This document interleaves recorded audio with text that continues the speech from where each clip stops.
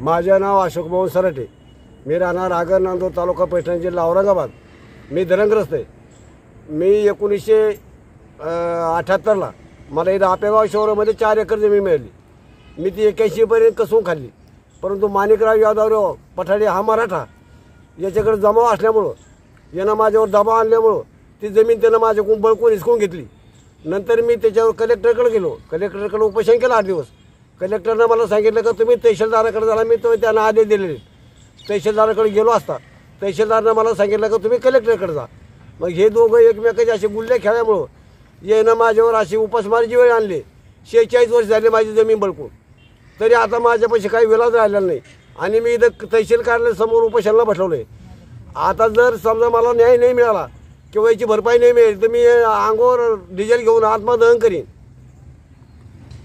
आत्मदहन केल्यानंतर याला जबाबदार सारंग तहसीलदार व इतर अधिकारी व प्रशासन याला जबाबदार राहील।